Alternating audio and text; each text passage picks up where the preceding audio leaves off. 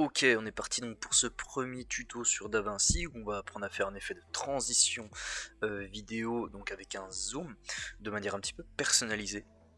Donc je vous montre un petit peu le résultat avant tout.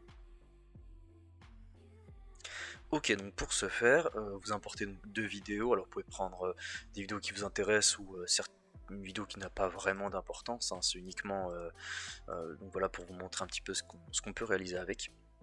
On va donc aller donc ici dans la boîte à outils, donc dans la transition vidéo. Après vous pouvez chercher directement ici dans effets, hein, directement au-dessus pour afficher donc ces éléments. On va donc aller chercher donc un zoom in, donc qui se trouve donc dans les transitions fusion. Moi je vous conseille de mettre une petite étoile des fois en favori, donc pour tout simplement voilà, pour favoriser vos transitions que vous utilisez le plus souvent. On va venir donc l'installer en fait entre hop, donc entre les deux vidéos. Hop, donc on va jeter un petit coup d'œil déjà pour voir un petit peu ce que ça donne. Hop, donc vous pouvez voir, ça fait une petite transition sympathique, mais que je trouve personnellement un petit peu sec. Ensuite, on va donc se rendre, du coup, on clique dessus, pour être bien sûr, hein, pour que ça s'affiche. Donc sur votre transition, on va donc aller dans le zoom scale. Et moi personnellement je vais le modifier, je vais le mettre à 3.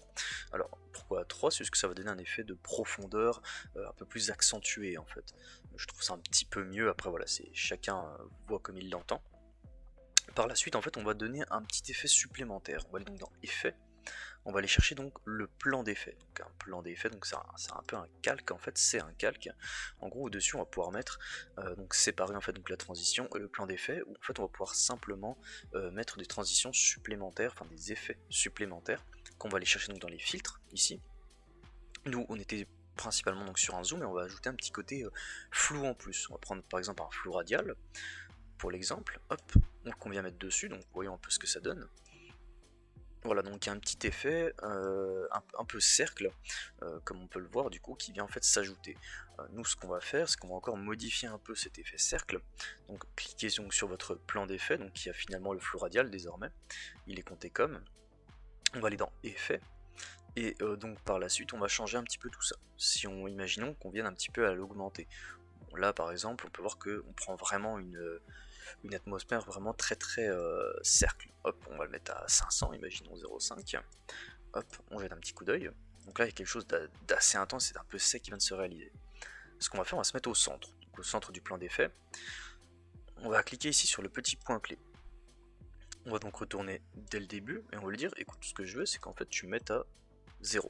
Hop, le plan d'effet, il est à 0. On va donc aller ensuite à la fin. Pareil, hop, 0. Donc ce qui est au centre, il est toujours à 500. Je vous laisse regarder un petit peu ce que ça va donner. Hop, donc voilà, dire qu'on a quelque chose de moins sec, c'est-à-dire qu'il va partir du principe que à peu près à la moitié, en fait, il va commencer à 0, au centre il va monter à 0,500, puis il va redescendre à 0, pour en fait donner quelque chose d'un effet qui est en fait plus fluide. Donc c'est quelque chose déjà de bien plus sympathique. Rien ne vous empêche par la suite, imaginons, pour modifier un petit peu, de déplacer en fait ce plan d'effet, donc c'est un calque, hein, donc vous pouvez le déplacer comme vous le souhaitez. Donc le plan d'effet pourrait commencer plus tôt et donner un effet différent en fait à votre transition en plus.